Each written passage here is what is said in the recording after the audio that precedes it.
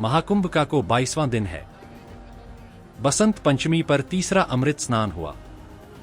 इस दौरान 13 अखाड़ों के साधु त्रिवेणी संगम में आस्था की पवित्र डुबकी लगाई। इसके बाद आमजन ने स्नान किया।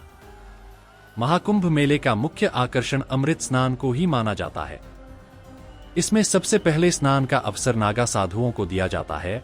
ये परंपरा प्राचीन काल से जारी है। नागा का स्नान धर्म और आध्यात्मिक ऊर्जा की केंद्र माना जाता है। इसके पीछे कई अलग अलग मान्यताएं हैं। साथ ही 265 साल पुराना एक किस्सा भी है। यदुनाथ सरकार अपनी किताब the history of Dashnami Naga sannyasis में लिखते हैं, कुंभ में पहले स्नान करने को लेकर हमेशा से विवाद होते रहे हैं। नागा साधुओं और वैरागी साधुओं के बीच खूनी जंग हुई है। 1760 के हरिद्वार कुंभ के दौरान पहले स्नान को लेकर नागा और वैरागी आपस में लड़ गए।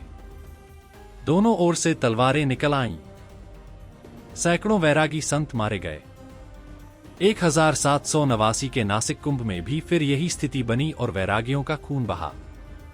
इस खून खराबे से परेशान होकर वैरागियों के चित्रकूट खाकी अखाड़े के महंत बाबा रामदास ने पुणे के पेशवा दरबार में शिकायत की। 1801 में पेशवा कोर्ट ने नासिक कुंभ में नागा और वैरागियों के लिए अलग अलग घाटों की व्यवस्था करने का आदेश दिया। नागाओं को त्र्यंबक में कुशावर्त कुंड और वैष्णवों को नासिक में रामघाट दिया गया।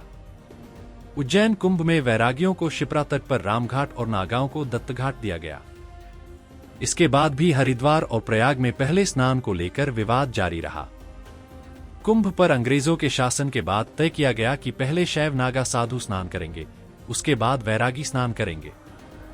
इतना ही नहीं, शैव अखाड़े आपस में ना लड़ें, इसलिए अखाड़ों की सीक्वेंसिंग भी तय की गई। तब से लेकर आज तक यही परंपरा चल रही है। वहीं धार्मिक मान्यताओं की माने तो जब देवता और असुर समुद्र मंथन से निकले अमृत कलश की रक्षा के लिए एक दूसरे से संघर्ष कर रहे थे, तो अमृत की 4 बूंदें कुंभ के 4 जगहों प्रयागराज, उज्जैन, हरिद्वार और नासिक पर गिर गई। इसके बाद यहां महाकुंभ मेले की शुरुआत की गई। नागा साधु भोले बाबा के अनुयायी माने जाते हैं और वह भोले शंकर की तपस्या और साधना की वजह से इस स्नान को नागा साधु सबसे पहले करने के अधिकारी माने गए। तभी से यह परंपरा चली आ रही कि अमृत स्नान पर सबसे पहला हक नागा साधुओं का ही रहता है।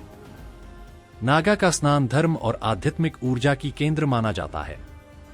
एक अलग मान्यता के मुताबिक ऐसा भी कहा जाता है कि आदि शंकराचार्य ने जब धर्म की रक्षा के लिए नागा साधुओं की टोली बनाई, तो अन्य संतों ने आगे आकर धर्म की रक्षा करने वाले नागा साधुओं को पहले स्नान करने को आमंत्रित किया।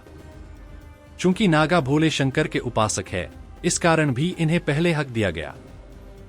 तब से यह परंपरा निरंतर चली आ रही है।